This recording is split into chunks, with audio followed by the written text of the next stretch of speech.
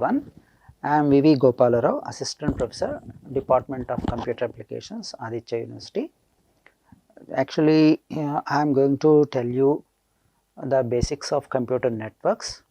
So, you know, networks is a very powerful area where you can connect systems so that there can be data communication, data transfer is possible, and other services are also possible by using computer networks.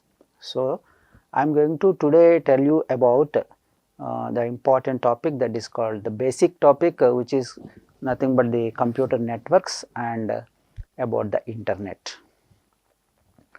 So, what actually the computer networks? And after completion of the lesson today, the student is able to know about different types of networks, followed by the role of various networking devices, and followed by the basic idea of what actually the switching and how the switching is able to help a network. That is the actual outcome we are expecting from the student after the lesson is over. First of all, find out what is a computer network. So, do you have any idea about computer network? Otherwise, you can have a small briefing about the computer network. Suppose imagine that there are different computers in your lab, and suppose all these computers are separated and no connectivity is there, then they can be called as isolated systems. But because of that, sharing of data, sharing of information cannot be possible. So, if you want to do some kind of data transmission, definitely these devices or these computers should be connected via a medium or without any medium. So, then automatically the data transmission can be possible. So, based on that, you can say that a network is nothing but connectivity of devices. Sometimes the devices can be called as nodes also. A node can be a computer, or a node can be a mobile device, or a node can be a printer, or a node can be any device which is going to do some kind of a job in the network. So, now let us see a small nodes like this. Imagine that every circle is representing a device. It can be a printer, or it can be anything that you want to connect into this system, can be a node here. So, as long as they are like this, so there is no communication between these two nodes. So, if you want to have this kind of communication, definitely these two should be connected. The connectivity can be by using a link. It may be a wireless link, or it may be a wired link, whatever it is possible to connect these nodes, so that the nodes can have some kind of a data transmission. Suppose if you connect all the devices like this, okay, you can say that the communication can be possible from device to device by following the link. So, this is the way how the network is possible, by providing a suitable link among the devices or nodes. This is overall called as a computer network. I hope you are clear about what is a computer network and what is the purpose of computer network. It is meant for data transmission, or it is also for different services.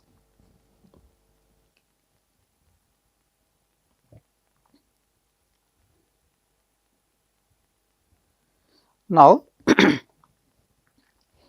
so if you see the figure, instead of showing like a circle or some other link like that, I am showing a small figure to you for your clarity.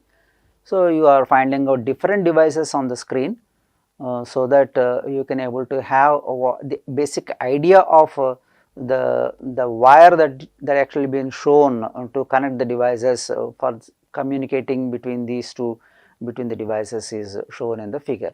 So, this is only a brief idea about what actually the scenario of a computer network is. So, here network can be local or it can be global. So, based on the area it is covered, network can be global or it can be local. Suppose the communication and the connectivity is limited to only a certain area, it can be called as local area network, but basic principle is same. What is the basic principle? Just I want to connect the nodes for data communication. So, if you want to limit to only a small area, it can be called as local area network. No, I want to go for some wider kind of spreading of the communication, then I can extend it to a little bit more. So, it can be referred as a metropolitan area network, which covers comparatively more area comparatively than the LAN, local area network, and MAN is nothing but the metropolitan area network. But basic idea is same, connectivity is possible, communication is taking place. And suppose you want to spread over the whole globe, then still you have to enhance it for some other purpose of communication, then it can be referred as a wide area network, and that is also possible because the area of coverage is more and more, which covers the whole globe. So, it can be more and more comfortable to people for communication on the devices. So, that is about a brief idea about computer networks and the types of networks. And suppose if you see, suppose the devices are internationally or globally they are connected. So, generally you may not refer it as a local area network, generally it can be referred as an internet, that means a network of networks. Suppose I have a LAN and somebody else is also have a LAN, then these two LANs can be connected via through some devices, then total network again can be collaborated, then that can be referred as an internet here. So, whatever it is, internet is nothing but one network is connected to another network, and that these two, if suppose they are connected to some other network, then it can be referred as internet globally. Why it is necessary? Because internet is meant for the global transmission of data from one area to another area internationally. So, that is the main idea of going for an internet here. And after that, so you see now of course, suppose if you want to see the picture of how the internet can be visualized. So, you see that there are some LANs are there, MANs are there, and hub is there. So, there are certain yellow colored devices are there, they can be called as the switches, you can refer as far as the figure is concerned, and like that the overall picture is going to tell you about how the internet can be formed. So, this is the way how internet can be visualized. And so, how it is possible? Suppose I want to go for a computer network, it may be LAN, MAN or WAN or internet, whatever it is, but how it is technically possible. So, it is not based on a single device. So, we need set of devices, very much interested here. There are three portions that are mentioned here: end systems, access networks and physical media. So, we will see briefly about what is an end system. End system is nothing but a personal computer or a mobile device you can refer, or a server you can device, or you can consider about an internet IoT, it can be a smart TV or it may be a smart watch or whatever it is. So, any device like this can be referred here as an end system, because the communication should be done between devices, one system at one end, other system is at another end. So, that these two should be connected, so that these systems can be called as end systems. So, that but whatever it is in the end system, you find only nodes, again it can be a computer, it can be a mobile or etc., etc. So, that is about the first point, that is called what actually end system refers. Now, the next thing is access network. The access network means, because you need to form a connectivity among the devices, so that the data transmission can be possible. So, that is why the access network is the backbone you can call, and which connects the devices for various services here in this scenario. And finally, there is one more component we are going to consider here. So, in these access networks, we are going to discuss about wired access networks and wireless access networks. Sometimes you may connect the devices physically with a wire like broadband or fiber optic cable, etc., etc. Sometimes it may not be possible to connect the devices with a wire. Some satellite communication is also possible, wireless communication is possible. In that case also these two things can be called as access networks. So, these are also very much interested to, they are playing a very important role as far as the communication is concerned. And one more point is physical media. Physical media is the physical, the actual setup whatever we are going to use to connect the devices for data transmission. So, the physical media can be classified again into various categories based on the power and based on the capacity of the cable or capacity of the medium. So, these are classified like twisted pairs, or it can be a coaxial pair or a coaxial cable, or it can be a fiber optic cable. So, all these things are various medium that is available, so that depending on the situation, depending on the requirement, so you can go you can go with different types of physical medium, so that to satisfy the actual transaction what you are interested to follow. And in this today's lesson I am going to finally say about what is a network core. So, okay, we know what actually the meaning of computer network, we know what is the meaning of internet, and how it is possible by following the three components called as the end-to-end system, and also access network, and also you know about the medium. And what is the other thing that actually creates a very important scenario to data communication, if you want, then you can say that network core. Network core is briefly defined as a backbone that connects everything together. That means you should not leave anything, because communication from any side to any side, so that so the network should be like a core you have to follow. So, it can be referred as a backbone, so which can follow certain key functions like routing and controlling the congestion, and also for finding out the reliability of the transmission. These things are necessary in the case of the transmission. So, who is going to take care of this? So, here network core is the backbone, what I said. So, it finds out the best route to transmit the information in terms of packets from source to the destination. So, I use a word called packet.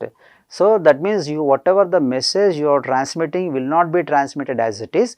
So, the message will be divided into number of packets, and the packets will follow certain routes decided by the router, and based on the route that is suggested by the router, the packets will travel from source to the destination. Finally, the message can be transmitted to the destination station. And moreover, not only the transmission, we have to see the congestion also. So, there is a technical word that is used here called congestion. Congestion means, suppose you see about a medium will have certain capacity, medium will have certain what you can say characteristics.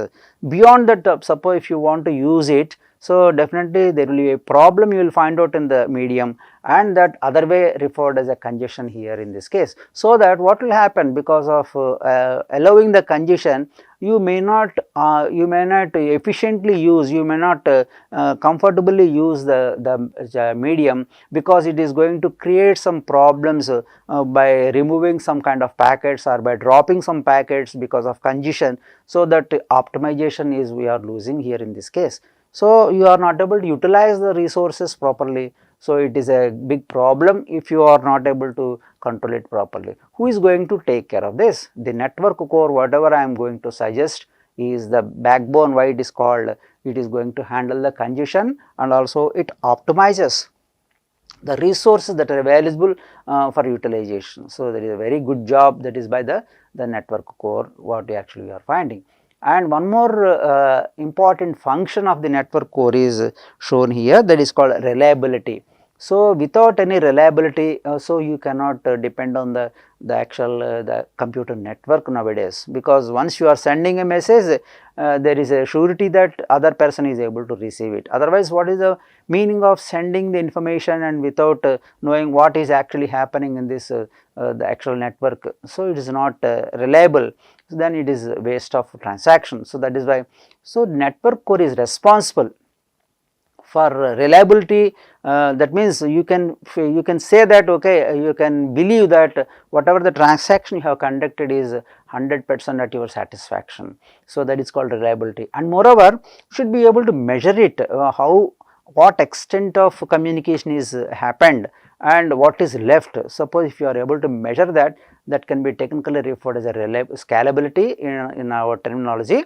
So, you have to able to, you should be able to scale it or measure it, what extent of data is received and what extent of data is not received, you should be able to understand. So, who is going to tell you this information? Again we go for the network core. So, like this network core is playing a very important role, and of course, finally what I am going to say is how this network core is able to do this job. So, there are certain things which are actually basically followed by the network core, that is a very important thing, that is called switching. Switching is basically done by using a device called a switch. What do you mean by a switch? Switch is only a device, hardware, but what it is going to do? Switch is going to do switching.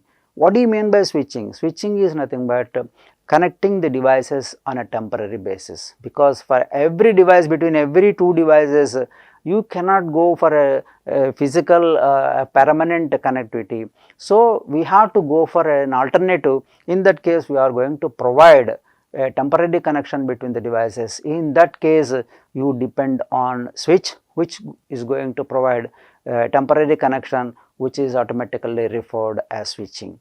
The switching again is classified into two ways. One is called as a packet switching, other one is called as circuit switching.